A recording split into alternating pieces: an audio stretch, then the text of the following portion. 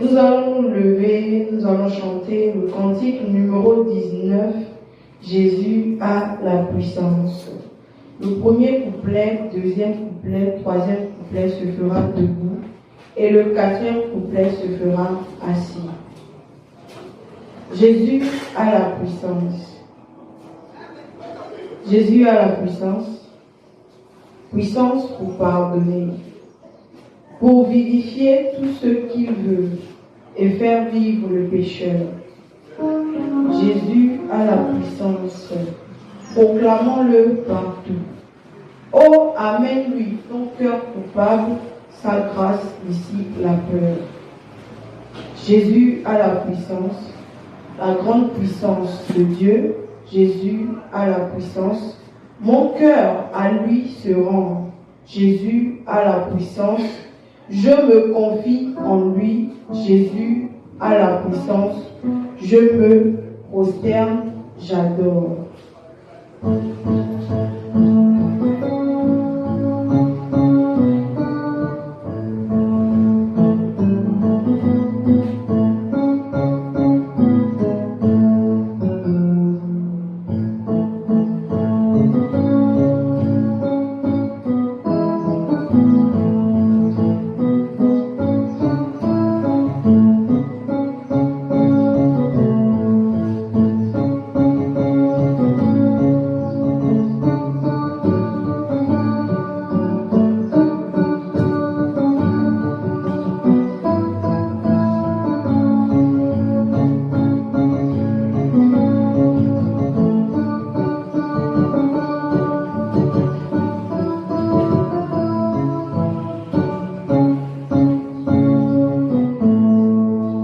Jésus a la puissance, puissance pour pardonner, pour purifier tout ce qu'il veut et faire vivre le pécheur. Jésus a la puissance, proclamons-le partout. Oh, amène-lui ton cœur coupable, sa grâce dissipe la peur.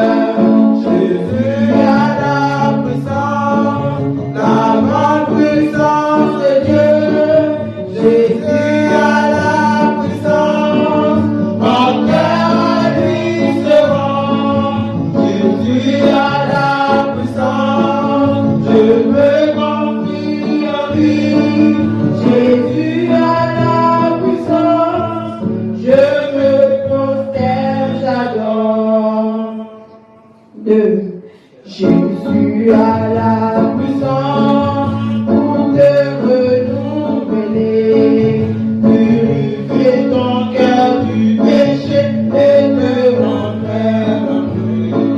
Jésus a la puissance pour toujours protéger. Nul ne peut lui ravir ses bénis, ni les lui voler. Jésus a la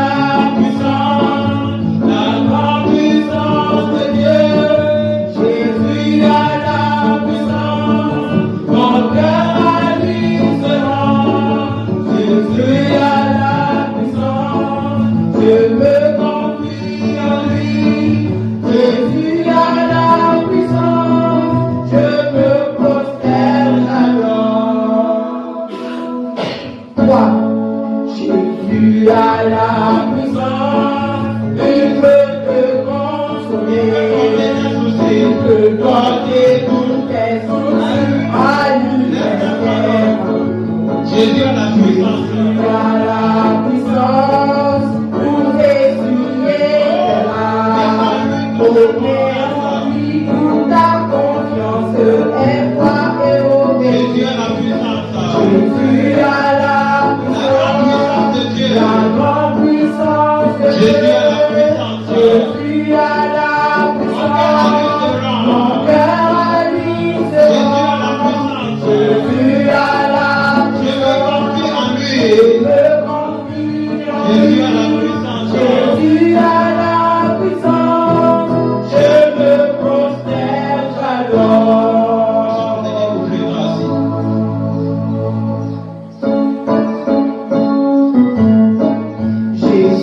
as la puissance pour détruire, écraser ton ennemi de ton âme. Jésus a la puissance dans l'ignorance. Il peut te donner la victoire, il ressuscite les morts. Jésus a la puissance, la grande puissance de Dieu. Jésus a la puissance, mon cœur est différent. Jésus a la puissance, je peux confier en lui. Jésus a la puissance, je me prosterne là-dedans. Amen. Amen. Nous sommes aujourd'hui vous savez, dans le beau précieux de Jésus-Christ. Nous sommes aujourd'hui sur la leçon numéro 6. Qui va me rappeler d'abord, avant qu'on démarre la leçon 6, le thème de la leçon, le titre de la leçon numéro 5. Personne. Oui. C'est vrai. La leçon numéro 5 a pour titre Le Créateur et le dispensateur de toute vie. Alors, la leçon numéro 6 a pour titre Dieu est une personne. Dieu est une personne. C'est une affirmation, c'est pour dire que Dieu a les qualités qu'une personne peut avoir. Alors, le verset à mémoriser, c'est Hébreux chapitre 1, le verset 3. L'épître de l'apôtre Paul, Hébreux chapitre 1, le verset 3. Il est écrit, et qui étant le reflet de sa gloire et l'empreinte de sa personne, et soutenant toutes choses par sa parole puissante, a fait la purification des péchés et s'est assis à la droite de sa majesté divine dans le lieu très haut. Amen. Pas besoin de répéter ça, on va filer un peu parce que l'enseignement va encore nous faire tarder. Par la grâce de Dieu, nous sommes aujourd'hui en train de connaître qui est vraiment Dieu. Si même dans le monde d'aujourd'hui, on ne taille pas l'importance à comprendre vraiment qui est Dieu, mais on crie Dieu, Dieu fait ceci. Non. Pour nous devons connaître Dieu. Le mot personne reçoit des interprétations différentes. Quand on dit Dieu est une personne, cette expression peut être interprétée sur diverses manières. Voilà. Les uns entendent, ils interprètent une personne comme un corps, une apparence. Quand quelqu'un est debout comme ça, on dit là, c'est une personne qui est là. Et l'expression visible, on pense que c'est une personne quand c'est visible, quand on le voit. Mais j'ai vu la personne passer par ici. Alors, mais si nous acceptons cette définition, alors il est clair que le Père n'est pas une personne, mais il est un esprit. Dieu est en son titre de Père, n'est pas une personne. Comme vous me voyez debout comme ça, nous avons l'intention que Dieu c'est un homme qui est debout comme ça. C'est ça, non? Or, c'est faux. Dieu, c'est un esprit.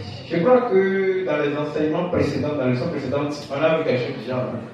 Alors, donc ici, c'est faux. Dieu n'est pas une personne. En fait, le Père, voilà, Dieu dans son titre de Père n'est pas une personne. Mais il est un esprit. Et on le sait déjà tous, et nous tous on connaît ici le livre de Jean chapitre 4, verset 24. Alors, d'autre part, les autres n'entendent pas personne. Le fait d'être uni avec la personnalité, l'individualité et la conscience, la libre disposition de soi-même. Si nous acceptons cette définition, alors le Père est une personne. Si nous considérons que Dieu soit unique en son genre, que Dieu est conscient de tout ce qu'il fait, nous supposons que Dieu est une personne. Mais, attention, Dieu n'est pas deux. Il n'y a pas deux ou trois personnes dans la divinité. Le Dieu qui a créé le ciel et la terre ne peut pas être à la fois deux, trois et devenir après un. C'est impossible, ça ne peut pas se passer. Il n'y a pas, voici l'affirmation, il n'y a pas deux ou trois personnes dans la divinité. Il y a un seul Dieu et une seule personnalité dans la déité.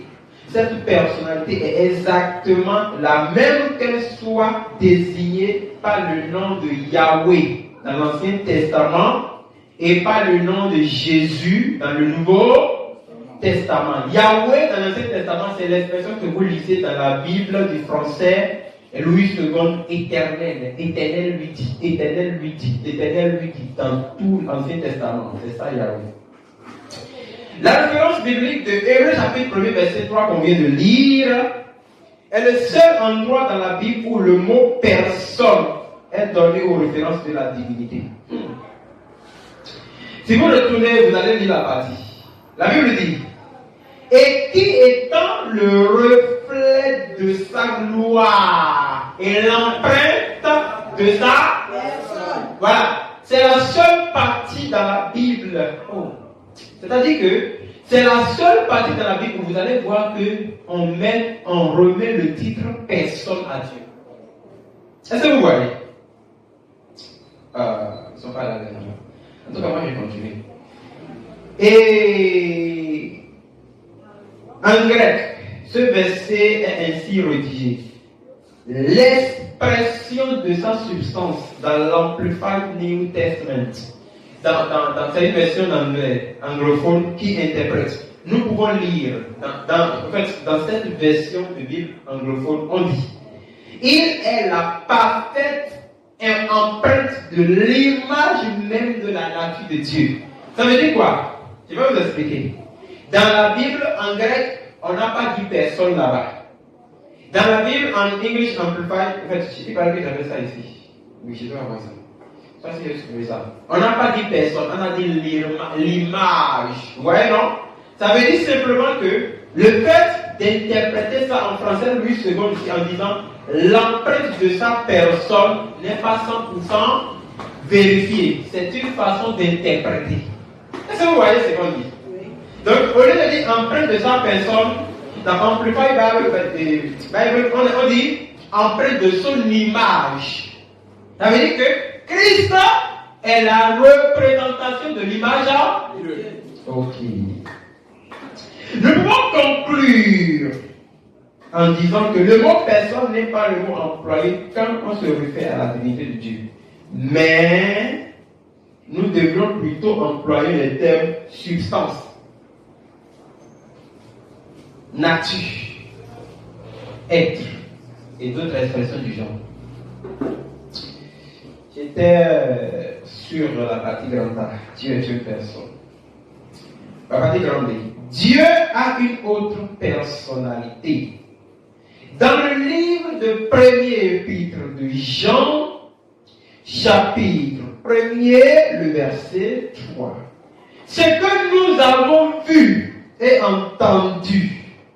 Ok, la partie que je vais prendre, c'est la dernière partie de référence. Il dit, or, notre communion avec le Père et avec son Fils Jésus-Christ. Quand vous entendez ça, vous aurez l'intention qu'il y a deux personnes dans la divinité. C'est faux. Il est essentiel que nous comprenions très clairement cette vérité. Si nous nous trompons sur ce point, il est certain que nous nous enfoncerons encore davantage dans l'erreur. Il est très facile de ne pas saisir la vraie signification de cette vérité, qui est une révélation de se tourner vers l'extrême et autres. Prions pour que le Seigneur veuille bien nous garder fermement au centre de la vérité révélée. Dans l'Ancien Testament, comme dans le Nouveau Testament, l'homme peut communier avec Dieu. L'homme peut parler avec Dieu et communier avec son Créateur. Il ne faut jamais penser à Dieu étant comme une force impersonnelle ou une influence. Dieu est un Dieu personnel qui nous a donné, qui nous a aimés et qui s'est manifesté dans la chair, mort à la croix pour nous. Ok. Il y a une personnalité, il a une personnalité, il est toujours un seul Dieu, un seul être divin. Le fait de voir ici qu'on dit que notre communion avec le Dieu et avec Christ, c'est dit en quelque sorte en français, notre communion avec Dieu, c'est-à-dire avec Jésus-Christ. C'est une façon de parler le français. Ça ne veut pas dire que Jésus là, il est différent de Dieu. Non, puisque Dieu n'est pas une personne comme on peut voir comme ça, c'est un esprit. Si Dieu c'est un esprit, alors nous pouvons communiquer avec lui, mais nous ne pouvons pas le voir.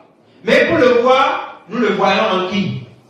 En Jésus, en Christ. Amen. Alors, la partie grande C, je suis en train de filer. L'homme est corps, âme et esprit, tout en étant qu'une seule personne. L'homme est corps, âme et esprit, mais étant une seule. Est-ce que parce que l'homme est composé du corps, de l'âme et de l'esprit, je vais dire que l'homme est trois en un? Alors, regardez ceci. 1 Thessaloniciens chapitre 5, verset 23. 1 Jean chapitre 5, verset 7 à 8. Dans 1 Thessaloniciens chapitre 5, verset 23, que le Dieu de paix vous sanctifie lui-même, tout entier, et que tout votre être, l'esprit, l'âme et le corps soient conservés. Là, vous voyez que l'homme est un être composé du corps, de l'âme et de l'esprit. Alors, le 1 Jean chapitre 5, verset 7 à 8, cette partie, vous devez vraiment garder ça. Parce que si vous sortez par exemple, et vous allez rencontrer un catéchiste ou un esclave de la théologie, il vous dira, il va vous lire cette référence qu'on va lire. Et si vous avez un esprit faible, il va vous dominer. Je vous assure, je sais de quoi il parle. 1 Jean, chapitre 7, non, chapitre 5, verset 7, verset 8. Car il y a trois dans le ciel qui rendent témoignage. Ok? L'eau, l'esprit et le sang. Et les trois sont d'accord. Ok? J'ai besoin d'autres versions de la Bible. Dans la Bible anglophone, cette référence n'est pas la même. Dans la Bible Mina, cette référence-là n'est pas la même. Dans la Bible Fond, cette référence n'est pas la même. Si vous lisez espagnol, ça peut être la même traduction que le français avec la traduction italiano ou même portugaise. Mais si vous retournez lire la version Yoruba, donc ça peut être aussi la même. Mais la version anglophone, la version allemande ne peut pas être la même. Vous voyez? Oui. Il y a trois témoins. Il y a trois témoins. L'esprit, l'eau et le sang. Et les trois sont d'accord. Sont d'accord. Je lis à la suite, je vais voir. Quand les êtres humains sont témoins de quelque chose, nous les croyons. C'est bon. Quand les êtres humains sont témoins de quelque chose, nous les croyons. Ok. Vous voyez ici, il y a trois qui rendent témoignage. On a parlé de l'esprit, l'eau et le sang. Seigneur. Bon, laissez-moi lire ce qui est ici d'abord. Si nous retournons lire le texte d'Eusebius, un écrivain biblique de 1633, qui dit: car il y a trois dans le ciel qui rendent témoignage, le Père, la parole et le Saint-Esprit. Et ces trois sont un. Vous voyez, depuis, le mal est profond. Ça a commencé depuis, c'est pas aujourd'hui. Ça, je crois que c'est le 15e siècle. Alors, le titre Père, Fils et Saint-Esprit sont librement utilisés dans les Écritures, mais ce fait ne nous permet pas de dire qu'il y a trois personnes dans la divinité ou qu'il y a trois dieux. Grand D ne peut pas avoir X à la fin. C'est quand c'est petit D qu'on accorde X. Le français est clair. On est d'accord? Oui. Hein? Si vous écrivez D, grand D, I, E, U, et vous mettez X, c'est que vous écrivez quelque chose qui n'existe pas. On est tous d'accord. Même si on ne connaît pas papier. Hein? On ne peut pas dire les dieux qui ont créé les cieux. Ça n'existe pas. On dit le Dieu qui a créé, n'est-ce pas? Oui. Parce que je dis les dieux qui ont créé, je risque de mettre is à la fin de Dieu pour dire que c'est au pluriel. C'est impossible, impossible. Alors, si vous voyez ici, la Bible déclare que le Père, le Fils et le Saint-Esprit ne sont que des titres et qu'ils ne parlent que d'une seule personne, ne sont pas trois personnes distinctes. Et cette personne a un nom propre que la Bible a révélé dans Actes chapitre 4 verset 12, qu'il n'y a pas de salut en aucun autre sous le ciel. Alors, dites-moi, s'il y a trois dieux, comment s'appelle le Père?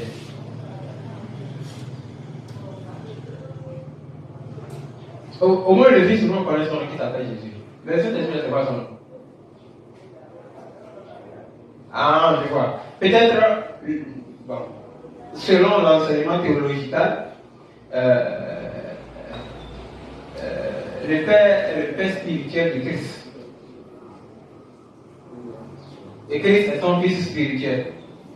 Peut-être certainement parce que c'est la chose des Pères spirituels qu'on dit aujourd'hui. Ça n'a pas de sens. Regardez, l'interprétation biblique est claire. Je vais vous lire passer ici. Nous étudions le cas de l'homme pour comprendre ce que veut dire. Au fait, c'est une suggestion d'explication. Quand on dit que l'homme est esprit, corps et âme, mais est-ce que l'homme est divisé de lui-même? Hein? Alors, Dieu est le Père, parce qu'il est le Père de tout homme, les créatures. Ok? Dieu est entré dans un corps. Et ce corps, on l'appelle Fils de Dieu, parce qu'on ne peut pas appeler un corps directement Dieu. Le corps même n'a pas déclaré qu'il est Dieu, même s'il possède la paix, il dit c'est lui qui m'a vu, a vu le Père. Pourquoi? Parce qu'il porte un corps et il ne peut pas s'auto-proclamer Dieu. Alors, le corps est soumis à son trône. C'est pourquoi le corps dit mon Père, mon Père, mon Père. Alors, et quand le corps veut partir, il dit c'est lui qui va venir là. C'est le Saint-Esprit. Il viendra en mon nom.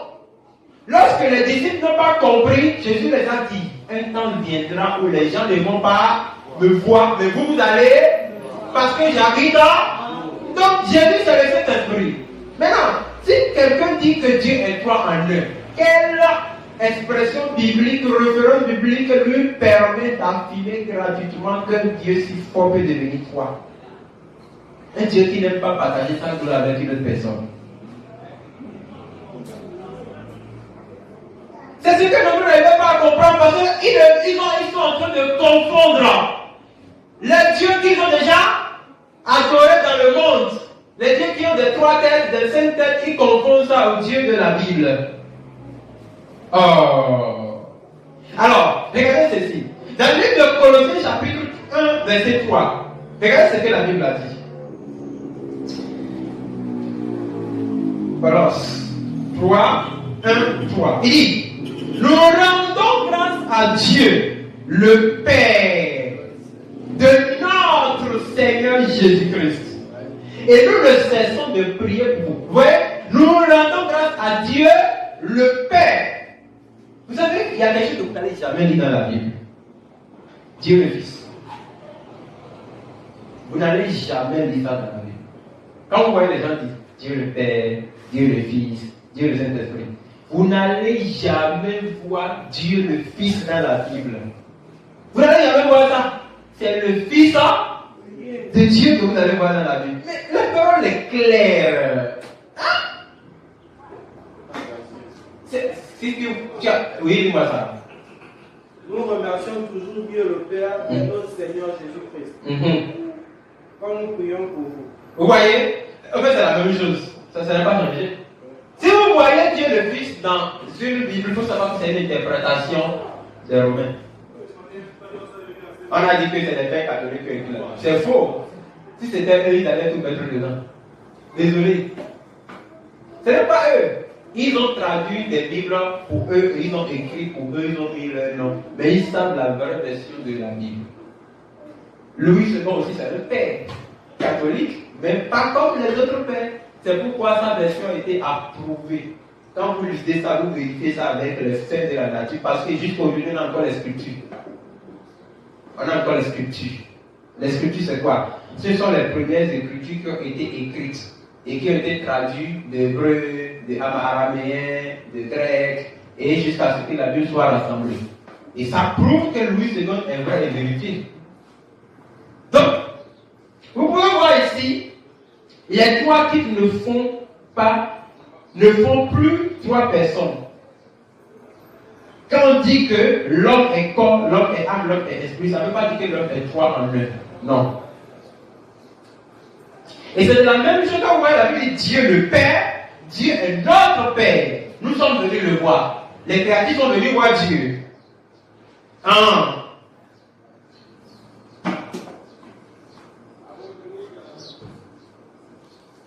Et là on dit le Père de notre Seigneur Jésus-Christ. Est-ce que ça veut dire que Dieu a deux titres? Ça n'a pas de sens. On ne peut pas, j'ai dit deux titres, Dieu est devenu deux. On ne peut pas confondre le titre à la personnalité de Dieu. Dans sa personnalité, Dieu est unique. Alors, je peux être, moi je suis professeur, je suis commerçant, je suis directeur, je suis entrepreneur, je suis infirmier, je suis père de quelqu'un, je suis mari de quelqu'un, je suis fils de quelqu'un. Est-ce que ça veut dire que je suis 10? Non. Alors, on va prendre la partie grande D. Seigneur, permets-nous de finir cet enseignement. Alors, la partie grande D. Dieu manifesté en chair. Dieu manifesté en chair. Je crois que nous sommes cette référence. Qui connaît ça? Je vous considérais comme des gens qui connaissent alors que vous ne connaissez rien. Jean 1, verset 3, c'est la référence. Et la parole a été faite chair, et elle a habité parmi nous. Évangile de Jésus-Christ, selon Jean chapitre 1, verset 14. Alors, voici le mystère. Le mystère se trouve dans 1 Timothée, chapitre 3, verset 16. Vous allez voir ici ce que l'apôtre Paul a expliqué.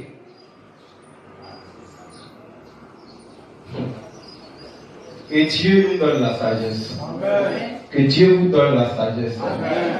Que Dieu vous donne la sagesse. Amen. Il n'y a pas de grande sagesse que de connaître le mystère de Christ. Amen. Je sais pourquoi je le dis. On va continuer. Dans 1 Timothée chapitre 3, verset 16. Et sans contredire, le mystère de la piété est grand. Amen. Dieu a été manifesté en chair. Amen. Justifié par l'Esprit. Amen. Vu des anges. Amen. Prêché aux gentils. Amen.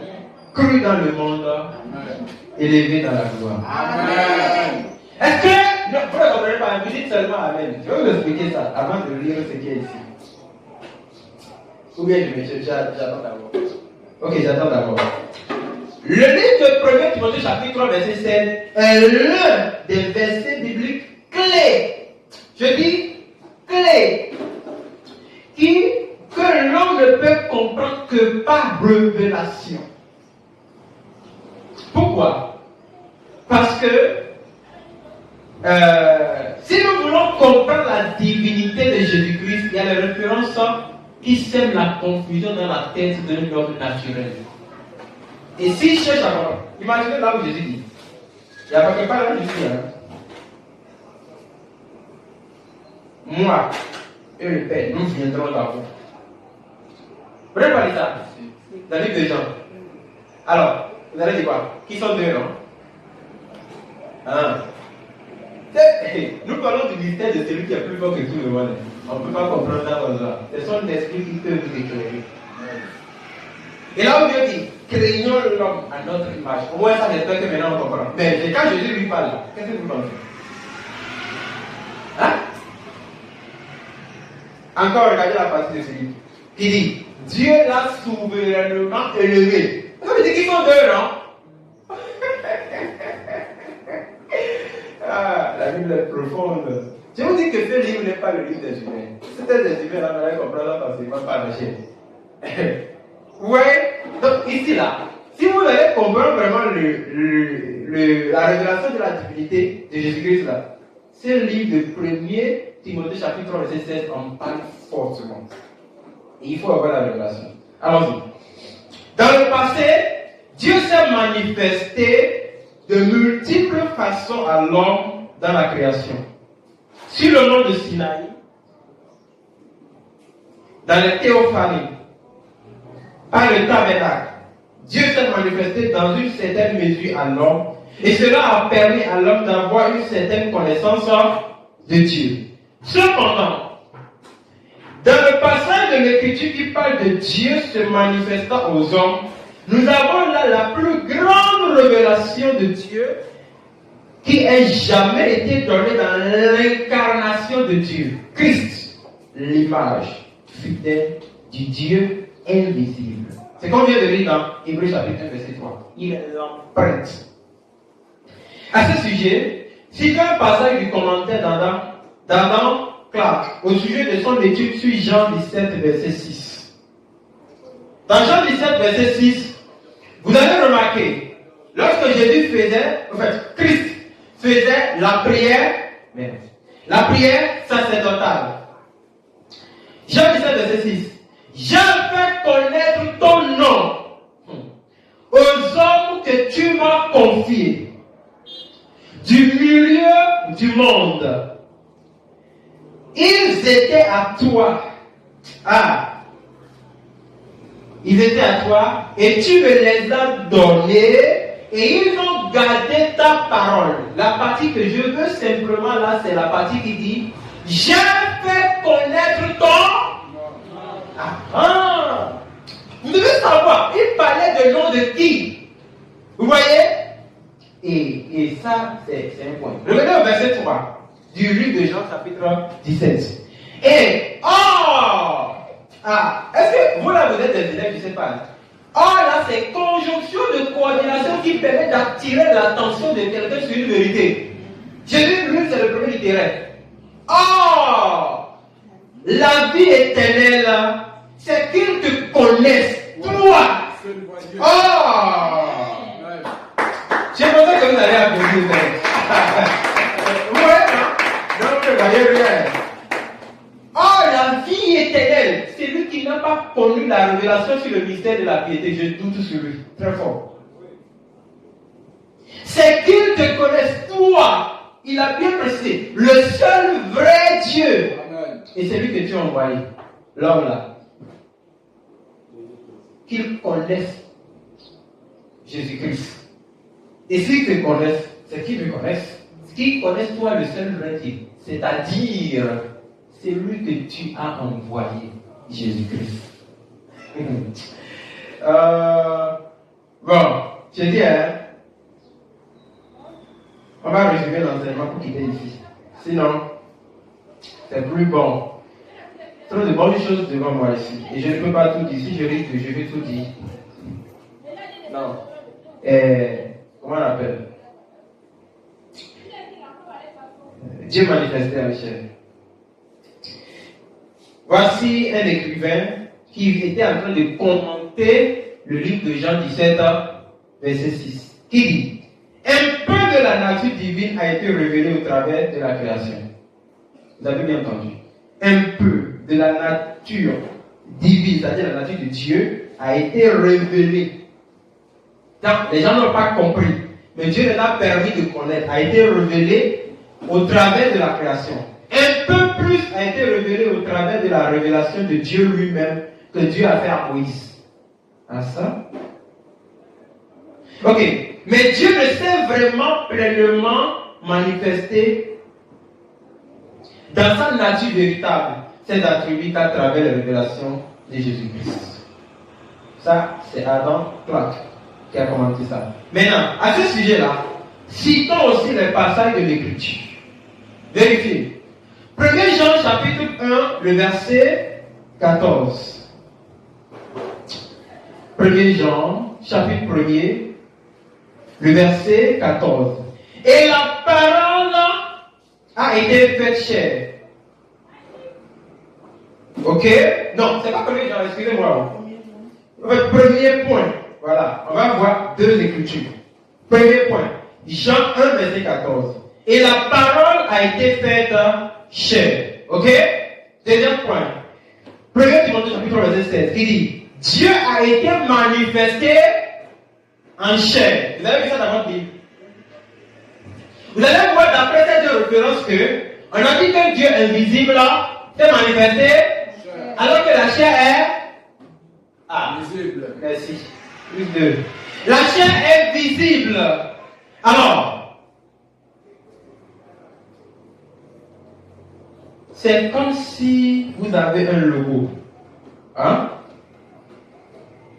Que vous avez dessiné. Vous avez monté sur votre téléphone. Ok? Et un jour, vous décidez de faire voir votre logo au monde.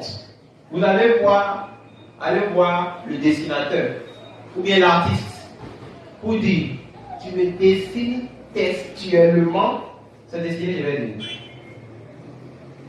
Oh, il y a un autre mot là. Tu me réalises, oui, ça peut être réalisé, mais je crois qu'il y a un autre mot plus fort que ça. Textuellement, le logo que j'ai fait. Ok? L'artiste va prendre votre logo, va prendre tous les crayons, les couleurs de la besoin. Il va commencer par dessiner, il va dessiner textuellement ça. Mais la version originale de la partie. Hein? Il va faire le design. Voilà.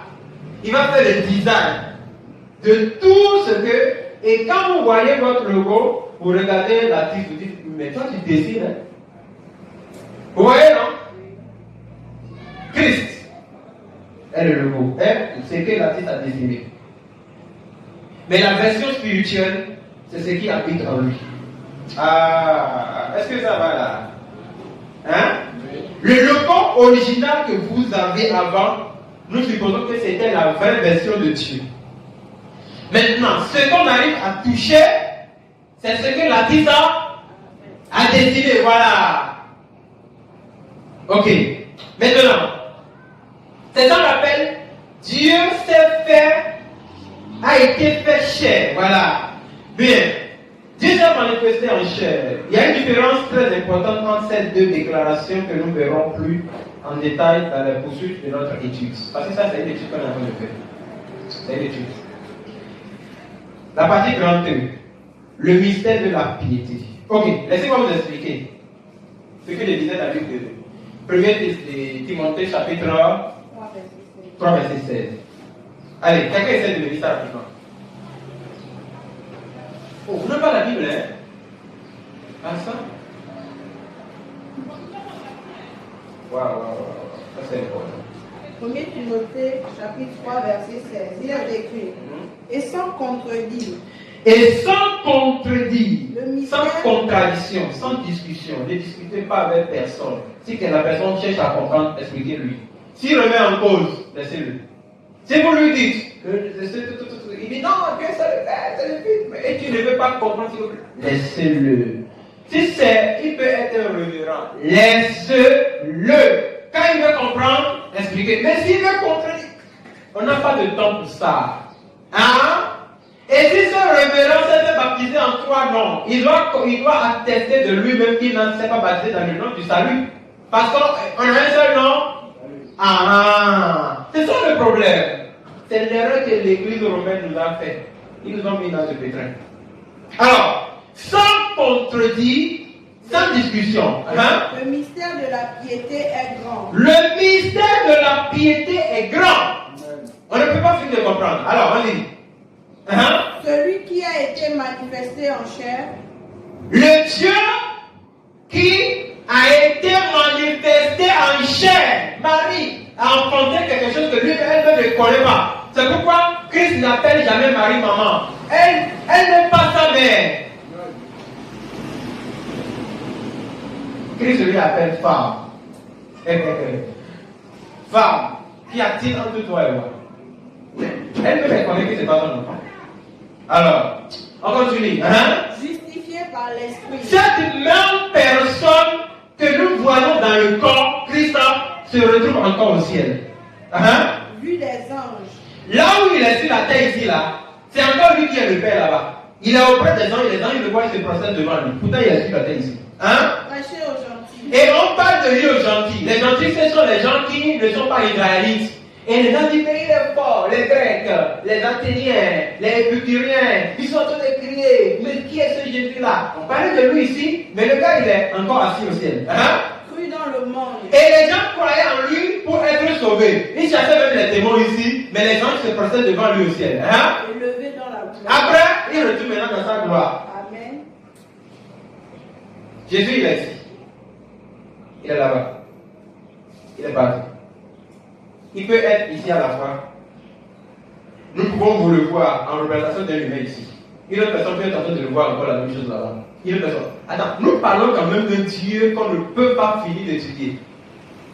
Mais est-ce que ça veut dire qu'il y a plusieurs dieux? Mais non! Même la science déontologique a évolué aujourd'hui. Je peux être moi ici, là, je peux utiliser en 1000. Vous savez pas? Dans la spiritualité théorique aujourd'hui, les gens se multiplient en plusieurs, non? Mais c'est pas pour Dieu qu'on va remettre en question là. Ok. Il y a une croyance qui dit qu'il ne peut pas devenir un homme parce qu'il est trop fort. Mais cette croyance aussi oublie que les démons, qui sont des esprits, se manifestent aussi dans les corps humains. Pourquoi l'homme est têtu envers Dieu? La partie grande est le mystère de la piété. Le mystère de la piété, c'est Dieu manifesté en chair. Après ce mystère, nous avons le mystère de l'iniquité. Le mystère de l'iniquité qui veut dire la chair qui veut se faire Dieu. Et dans le livre de 2 Thessaloniciens chapitre 2, verset 7, c'est la chair qui veut se faire, qui se manifeste en tant que Dieu. Après que nous ayons comprendre, nous aurions déjà compris le mystère de la piété, il y aura le mystère de l'équité qui viendra dans le monde. On l'appellera l'Antichrist. Vous savez, dans la semaine, j'étais en train de parler aux enfants à l'école et je leur ai dit que l'Antichrist va venir. Il y a un élève intelligent là qui dit, mais pourquoi il a Christ dans son nom? J'ai dit très bien, tu as posé une bonne question. Parce qu'il est anti-Christ. Il est le contraire de Christ. Et si tu comprends, ça veut dire quoi? Lui, il va faire ce que Christ ne fait pas. Il dit, donc, il est méchant. J'ai dit, il est méchant. Ouais, cette question-là, on ne va jamais poser ça. Il dit, j'ai dit, pourquoi? Il y a l'antéchrist qui viendra et qui va dominer le monde. Il dit, mais pourquoi il a Christ dans son nom? C'est la preuve que les enfants réfléchissent bien que même les adultes. Pourquoi il a Christ dans son nom? Alors, donc, l'antichrist, lui, il porte le mystère de l'iniquité. Mais Christ porte le mystère de la piété, de la sainteté, de la nature de Dieu. Et ces deux points sont bien en opposition. Christ, c'est la piété. Dieu qui sait faire chair. Antichrist, c'est l'iniquité. L'homme qui veut se faire Dieu. Bon, je vais sauter. La partie grande F. Le logo dont nous parlons, c'est l'expression de la divinité. Quand je parlais, je donnais l'exemple de logo. Ici, le logo, c'est l'expression de la divinité. Dans le livre de Jean, chapitre 1, verset 1, il est écrit. Ok, je vais résumer ça. Au commencement était la parole. Vous avez bien entendu, hein? Au commencement.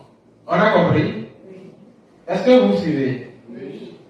Au commencement était la parole. Supposons que ceci c'est la parole. Ok? La Bible dit, la parole était avec Dieu.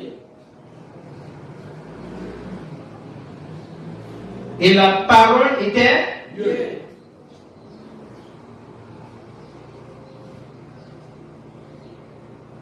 Donc la parole était avec elle-même. Ok? Remplacer la parole par le logo. Vous allez voir que au commencement était le logo. Et le logo était avec Dieu. Et le logo était Dieu lui-même. Ça veut dire que Dieu, c'est un esprit qui n'avait pas un corps. Ok? Et lorsqu'il était en train de créer le monde, il se prononçait lui-même pour créer le monde n'existe par la parole. Amen. Maintenant, dans le verset 14, la Bible dit, et la parole a été faite chair. Alors Dieu a décidé de se faire un corps. Ça ne veut pas dire que ce corps est différent du même Dieu qui s'est transformé. Ce n'est pas possible. Ce n'est pas parce que tu as porté de tenue pour devenir militaire que tu es différent, tu n'es plus enfant de ta maman. Si c'est Philippe que tu t'appelles, c'est Philippe que tu continues de t'appeler. Si tu ne sais pas faire, on va même mettre ici, lieutenant Philippe. Tu es d'accord, non? Ah! Alléluia. Alors, est-ce qu'on a besoin d'aller à l'école pour comprendre ça? Ok. Le mot parole a été traduit en grec, logos. En grec, on appelle ça logo. C'est ça le problème. Seulement le logo là a S. Logos. Donc, logos en parole, bon, vous ne parlez pas, il n'y a pas de grec ici. Alors, en logos, parole c'est grec. En grec, la parole c'est logo. Qui désigne non seulement expression, mais une pensée. Qui désigne non seulement l'expression, mais encore la pensée elle-même. Comme vous pouvez voir, il y a un écrivain qu'on appelle René Descartes, celui qui a écrit le Cogito ergo sum, qui dit je pense donc je suis. Vous voyez, non? Quand il dit je pense donc je suis, si je pense donc je suis, je peux me mesurer à Dieu, j'ai la conscience. C'est ça hein, la philosophie. La philosophie, c'est tout et n'importe quoi pour croire qu'on a fait dire la vérité. Par contre, il y a une petite vérité là. On continue. Donc, la pensée elle-même. Et il serait préférable de ne pas traduire ce mot, mais pas souci de clarté, nous pourrions essayer de définir le sens du mot logos. Nous pourrions dire que le sens du mot logos, c'est la divinité exprimée. Et dans un autre mot, logos, c'est l'expression de Dieu invisible. Alors, il est écrit dans la Bible de Scofield. C'est l'intégralité de la pensée de Dieu, c'est l'expression manifestant de la plénitude de Dieu. La pensée d'un homme et l'expression de cette pensée ne peut pas se séparer de l'homme. On est d'accord? Ce que je pense ne peut pas se séparer de moi. Et on ne peut pas aussi séparer ma parole de moi. Si quelqu'un connaît ma voix, quand il va entendre ma voix, il va dire, c'est le gars là qui parle. Ah, ma parole c'est moi. Alors, pourquoi on va séparer Dieu de sa parole? Comprenez-vous? C'est pas possible. Alors, donc, je ne vais pas lire le reste. La partie grande dit Jésus-Christ possède une double nature. Jésus-Christ, c'est J, hein? Oui, hein? En tout cas, Jésus-Christ possède une double nature. Ça, je sais que tout le monde connaît ça déjà. On dit Jésus-Christ. Christ, Jésus. Jésus-Christ possédait dans l'incarnation une double nature. Il a la nature divinité et la nature humanité. Vous savez, notez bien que Jésus-Christ n'était pas deux personnes. Il n'était pas deux personnes. Et qu'il n'avait pas deux personnalités. Ça c'est très important. Mais il a deux natures. Il était Dieu qui s'est fait homme. C'est clair. Donc il est à la fois Dieu et... Ah, les gens ne sont pas là. Il est Dieu. Vous pouvez parler, non? Attends, c'est Satan qui vous dit de ne pas parler. Dites-lui honte. Hein? Jésus là, il est Dieu. Oh. Alors, vous voyez, la parole incarnée. Si vous voyez un démon devenir un homme, donc il est démon et il est aussi homme. Non, il y a quoi qui est difficile à comprendre. Donc quand vous voyez un enfant naître, hein, il porte le nom de son père et son propre. Ah, si l'enfant s'appelle Ngoma, il va devenir. Non, si le papa de l'enfant s'appelle Ngoma, et l'enfant même c'est Philippe, il va devenir Ngoma. Mais il y a quoi de difficile dans ça? Hein? C'est la parole de Dieu qui rend libre. Ok. Dieu manifesté en chair en tant qu'être humain, il était fils en tant que Dieu. Ça c'est clair. Il était le Père quand il est esprit. Mais quand il monte dans un corps, il doit se soumettre à son esprit. Et s'il reste dans un corps comme ça, c'est qu'il est Dieu, c'est dangereux. Vous vous souvenez? La première fois quand il dit aux gens, vous allez témoigner dans vos péchés parce que vous ne croyez pas que je suis. Qu'est-ce qui s'est passé? On a lancé la pierre. Jean chapitre 8, allez le Dieu peut. Il a fui. Comment un Dieu peut fuir? Dites-moi. Hein? Oh, il y a la sagesse dans la parole de Dieu. Il est cher, mais il n'a pas dit directement. Mais il a quand même dit, c'est lui qui m'a vu. Ah, Dieu est sage. Alors, en tant que fils, il a souvent parlé et agi comme un homme et en tant que Dieu. On connaît l'exemple, j'ai déjà donné ça plusieurs ici. En tout cas, Jésus veut dire le puissant Dieu en Christ. Donc quand on dit Jésus-Christ, c'est Dieu dans un corps. Jésus dans le Christ. Le Fils de Dieu. Parce que Dieu c'est Jésus. Christ c'est le Fils. Quand on dit Jésus-Christ, Dieu dans un corps. Oui. Dieu tout-puissant en Christ. Comme la Bible dit dans 2 Timothée, chapitre 5, verset 20. Dieu était. Lisez, c'est dans votre Bible. C'est pas moi qui l'ai dit. Dieu était en Christ. Alors, ne continuez pas. Il ne faut pas augmenter trop le. Les gens qui ne connaissent pas vont commettre ça. Et c'est ça qu'on appelle Yahweh Sauveur ou Yeshua.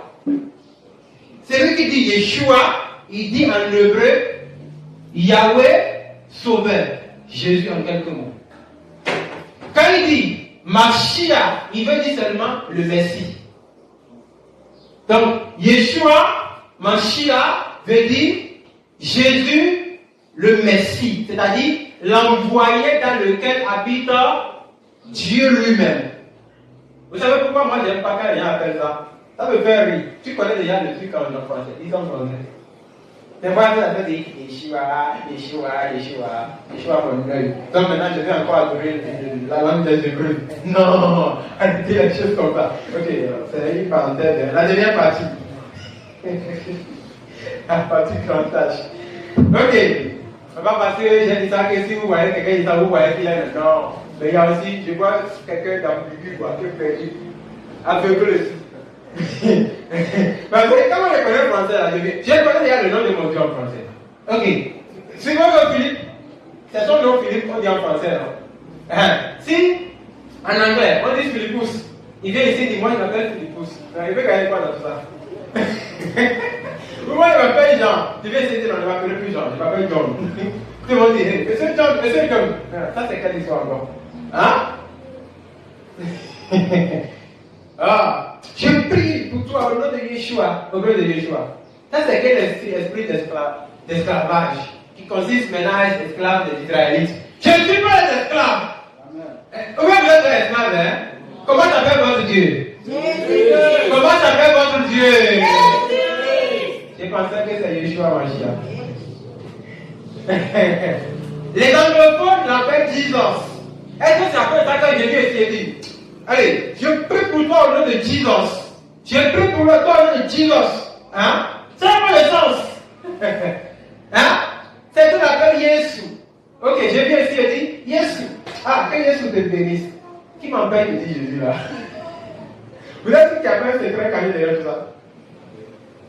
Le pasteur menteur là, que Dieu les regarde. Alors, la partie grand âge.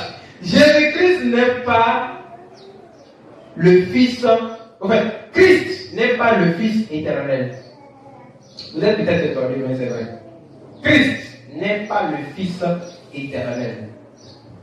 C'était à cause de ça que j'avais pensé que je vais filmer une partie de l'enseignement sur En fait, de l'autre livret là, sur la politique céleste. Mais depuis la personne m'a rappelé ça, il y a eu des vous n'avez pas me dire ça. En fait, c'est un enseignement que j'avais fait sur la colère de Dieu. Et j'ai inséré une partie dedans. Maintenant, quand je dois refaire le livre, j'ai mis toute la partie dans le livre. Mais ceux qui ont suivi l'enseignement ont suivi juste une partie. Ils ne vont pas voir la partie que j'ai ajoutée là. Et dans le livre, j'ai juste dessiné l'image que j'ai déjà dessiné peut-être ici une fois. Où, dans l'éternité, le corps, Christ n'existait pas. Ok? Maintenant, le corps a existé lorsque Dieu a créé le monde. Le corps a existé depuis Genèse, hein? Ok.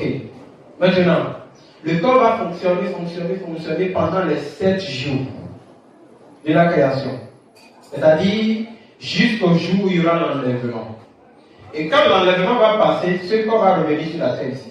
Il va régner pendant 1000 ans pour gouverner tous les royaumes du monde. Et quand les 1000 ans vont terminer, on va plier le monde et jeter le monde, et le monde n'existera plus.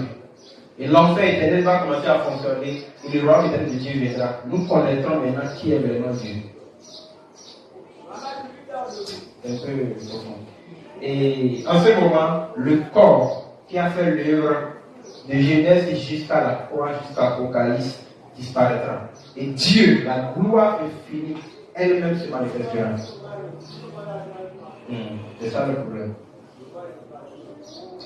Et c'est pour cela que dans l'image, il y a éternité. Après l'éternité, il y a le temps où le monde existe. Quand le monde n'existera plus, Christ disparaîtra. Christ est venu diriger le règne du monde. De sa naissance jusqu'à la fin. Tout a été soumis à son pied. Vous avez dit ça, non? Oui. Dans Somme et dans le Corinthien. Tout. Le dernier ennemi qui a été soumis à son pied, c'était la mort. Mais lui, il n'avait pas été soumis, il a arraché son sacré. Allez, mets-toi là-bas. Alors, donc ici, il faut comprendre que Christ n'est pas le Fils éternel. Christ a été créé parce que le diable voulait défier Dieu. Dieu a dit d'accord, je vais créer le monde. Dieu a créé le monde. Il a habité dans son corps. Bon, pas besoin de te parler. Jean 1er, verset 14, qui dit dans une gloire comme. Vous connaissez comme, non? Oui. Comme c'est de quelle classe grammaticale? Hein? Vous pouvez. Un outil de comparaison. Quelle classe grammaticale? On a 9 classes grammaticales. Adverbe, verbe, adjectif, préposition, comment on appelle? Conjonction, etc. Adverbe. Adverbe de?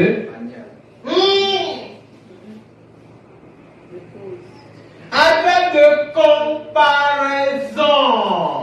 Vous voyez? Une fois que vous venez ici, vous faites le coup de français. Alors, vous voyez? Une gloire comme la gloire du Fils. J'aime bien le mot du Fils là, ça veut dire quelque chose. Ça ne veut pas dire un Fils. Du Fils unique, venu du Père. Venu, là le Dieu là où il vient. Vous voyez, non?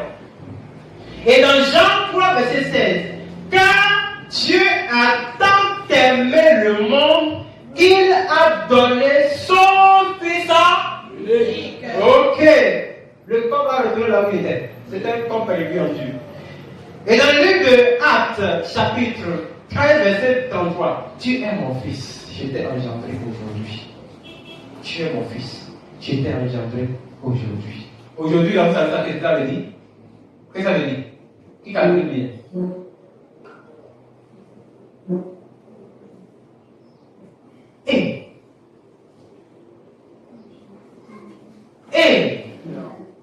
Hein?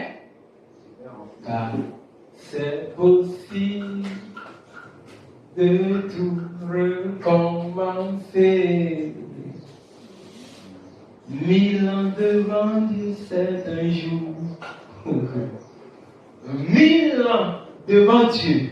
Un jour. Et comme j'ai l'impression que l'enlèvement n'est pas doit être quoi. Vous êtes là devant moi. 1000 ans devant Dieu, c'est comme un jour. C'est comme aujourd'hui. C'est comme un jour. Je t'ai engendré aujourd'hui. Ça veut dire que le corps a été créé dans la création. Dieu a fait le corps le jour, aujourd'hui, où il veut créer le monde. Je vous dis que la Bible est codée. C'est pourquoi Dieu doit nous donner l'esprit de bien décoder. Bon, je ne vais pas continuer ça. Donc, la théorie du Fils éternel est faux. Il y a un autre qui enseigne ça. Ah, le Fils est éternel. C'est faux, ça n'a pas de sens. Bon, je n'ai pas cité toutes les références. Si vous lisez le livre de 1 Corinthiens chapitre 15 à la fin, la Bible a dit, lorsque tout sera détruit, et la puissance de la mort et de l'enfer sera détruite, celui qui est Christ aussi disparaîtra. Et nous verrons Dieu. Amen. Lui-même, qui il est. Il y a certaines connaissances que vous devez savoir. Si vous ne le savez pas, on va toujours vous vaincre dans ce monde. Il y a des choses là. Tout ce qui concerne l'identité de Dieu, si tu le sais, aucun démon ne peut riposter contre toi. Ça ne peut pas exister. Parce que ces démons étaient des anges. Et ils habitaient, ils savaient qui Dieu est. Et c'est un secret qu'ils ont caché à l'humanité. C'est pourquoi ils ont détourné la religion. Aujourd'hui, tout le monde prie 3 personnes. Alors que les démons savent qui est une seule personne. Vous n'avez pas lu dans le livre de Jacob, Jacques. Oui, c'est lui Jacob, chapitre 2, verset 19. Tu crois qu'il y a un seul. Les démons le croient aussi. Mais ils font quoi? Ils tremblent. Quand ils savent. C'est une vérité. Quand tu crois ça, mon ami, tu connais ça. Marche main dans la poche. Le diable lui sait que tu connais ce qu'il connaît. Peut-être que tu connais plus que lui. Lui, c'est un con. Il connaît pourtant la chasse. Toi, tu connais et tu parles là-bas. Alors, la théorie du fait que le Fils est éternel, voici pourquoi nous devons parler de ça. Ils ont dit que le Fils est éternel parce qu'ils ont dit que Dieu est toi en eux. Vous voyez, non? Que Dieu est Trinité. Ok? Écoutez bien. Que Dieu le Père, Dieu le Fils, Dieu le Saint-Esprit sont trois, il devient après un. Donc s'il devient un, donc le Fils est éternel. Le Fils va exister pour toujours. Vous voyez, non? C'est pourquoi nous devons aussi enseigner que le Fils n'est pas éternel. Si le Fils ne va plus exister après, parce qu'il a fini sa mission que Dieu a habité en lui pour faire, et Dieu même va apparaître dans la Trinité est fausse. C'est clair. Cet enseignement, la théorie du Fils éternel, allez vérifier sur si je sais pas quoi, vous allez voir, est le fruit de l'échec dans la doctrine. Le fruit de la doctrine romaine. C'est eux qui enseignent qu'il y a un second Dieu. Ah, je pensais que l'enseignement était très clair, hein? Bon, on va s'arrêter là. Question. Question, prochainement, leçon 7. La divinité, la déité de Jésus-Christ. Leçon. Question. Oui, frère Philippe. La question est de savoir si le Fils n'est pas éternel. Ça veut dire qu'on peut l'attribuer un nombre d'années, depuis la création jusqu'au jour où il va disparaître.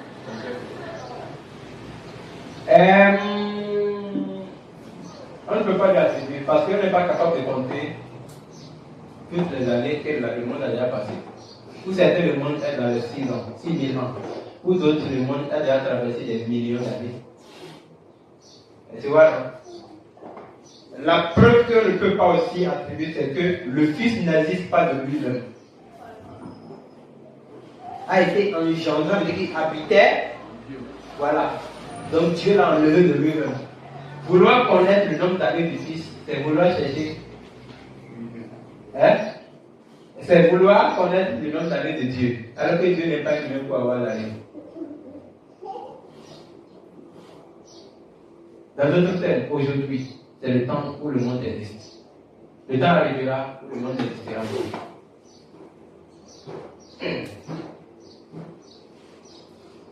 C'est profond, hein? Allez, question. Oui. La question est de savoir. C'est combien de questions? Ok. Si Christ va disparaître un jour, alors cela veut dire que nous voyons juste l'ombre de la gloire de Dieu à travers lui. Je peux dire oui, mais aussi non. Je dis non pourquoi? Au début de la connaissance de la parole de Dieu, nous voyons l'ombre de la gloire de Dieu dans Christ. Mais quand nous commençons à toucher le mystère de la parole, nous voyons la plénitude de Dieu en Christ. Vous avez compris? Christ, c'est comme... Quand vous voulez toucher quelqu'un, vous le touchez par où? Souvent. Pas la main, non? Christ est comme la main de Dieu. Ok? Et quand vous avez accès à la main, vous avez accès à la personne. Mais d'abord, c'est pas moi qui le dis, la Bible a dit qu'il est la droiture de Dieu. Oh, mais c'est clair. Alors, ça veut dire que nous passons par Christ. En fait, c'est quoi l'objectif vraiment de Christ? C'est deux objectifs. Premier objectif, rétablir la souveraineté de Dieu que le diable a défiée dans l'éternité. C'est une colère ardente. C'est avec une colère que Dieu a créé le monde. Si vous ne savez pas, vous devenez victime de cette guerre. Vous avez choisi. Tous ceux qui vont dans cette sont victimes de la guerre, de la politique que le diable a créée pour être en opposition contre Dieu. Et deuxième objectif, c'est que lorsque l'homme a échoué, Christ devait apparaître pour rétablir la relation entre Dieu et l'homme. Mais s'il a fait sa mission, qu'est-ce qu'il reste encore? Il va partir et la croix ne va plus exister. Nous allons vivre comme des anges. Et on va oublier. On va même nous l'appeler la bataille. On va plus se rappeler le monde qui est. C'est ça le problème. Oui. Oui. Si l'homme est à l'image de Dieu dans l'éternité, ça veut dire que lorsque nous verrons Dieu, si on se voit dans l'éternité, on voit Dieu. Parce que si l'homme est à l'image de Dieu dans l'éternité, toute personne sera semblable à Dieu. Je veux dire, en fait, si quelqu'un se voit lui-même dans l'éternité, c'est-à-dire qu'il voit Dieu. Parce que ce sera la représentation parfaite de Dieu. Arrête d'aller loin. Attends. Toi, tu veux. Écoute-moi bien. Nous sommes l'image de Dieu. À travers qui? Christ. Ok, à travers Christ. Maintenant, c'est quoi l'image là que nous avons reçue de Dieu, de Christ? La lumière. La lumière, non? La sainteté. Donc, ça veut dire que nous allons porter la même nature comme Dieu. Tu as compris? Lorsque Dieu n'a pas encore créé le monde, les anges le servaient. Ils étaient à son service. Mais ils communiquaient avec lui, non? Mais ils communiquaient seulement avec sa gloire. Mais est-ce que les anges, ils arrivent à communiquer à Dieu? Ça veut dire qu'ils ont aussi une nature de Dieu. Oh, Jésus va dire que dans la résurrection, nous serons comme des anges. Vous n'avez pas vu ça? Donc nous allons aussi partager cette même nature, servant Dieu et louant Dieu pour toujours.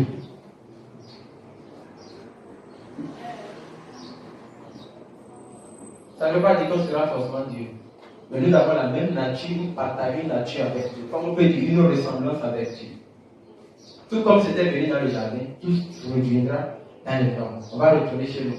Et tout sera dans les tombes. Là, il n'y aura plus un adversaire parce que les adversaires auront leur monde. Nous aussi, on aura notre monde. Peut-être qu'il va encore créer notre monde avec ma tête. Bon, il y a plus de questions. Et c'est quoi?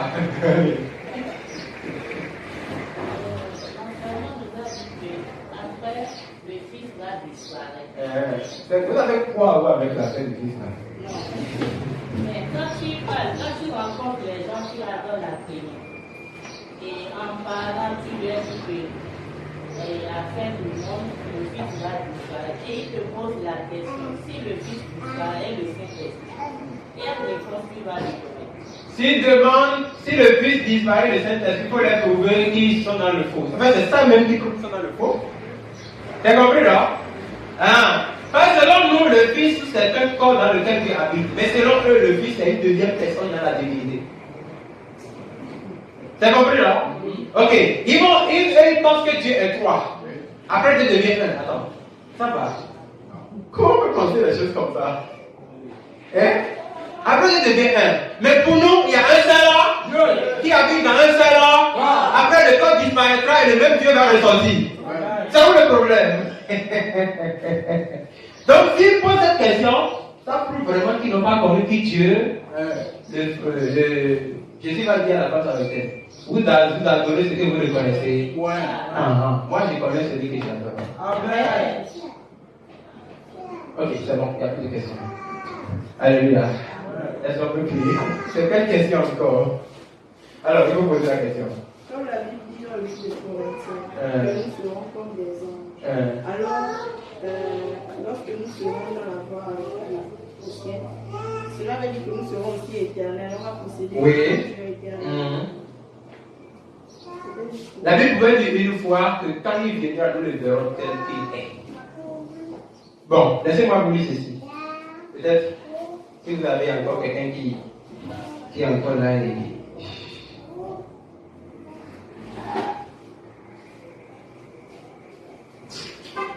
je suis à la partie là, mais je ne me rappelle pas de la classe. C'est 1er Corinthiens chapitre 15.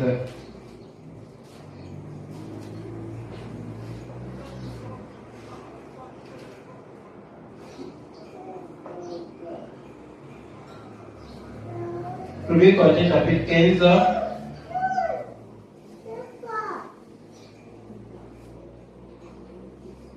Le verset 51. 51, 52. Non, la partie qui dit que Christ aussi partira, c'est ça que je veux. Bon, vérifiez le verset 23. Mais chacun a son rang. Christ comme prémisse. Vous voyez Christ comme prémisse, non? J'étais engendré aujourd'hui, il était la première personne qui existe. Merci. Christ comme prémisse, puis ceux qui appartiennent à Christ lors de son avènement, ensuite viendra la fin. Quand il remettra, voilà, quand il remettra, verset 24, le royaume à celui qui est Dieu le Père. Vous voyez, non? Il remettra, il a pour mission de rétablir le royaume. Quand il va finir, il remettra le royaume à Dieu. Et après d'avoir détruit toute domination, toute autorité et toute puissance, il va tout détruire. Car il faut qu'il règne jusqu'à ce qu'il ait mis tous les ennemis sous ses pieds. Le dernier ennemi qui sera détruit, c'est là.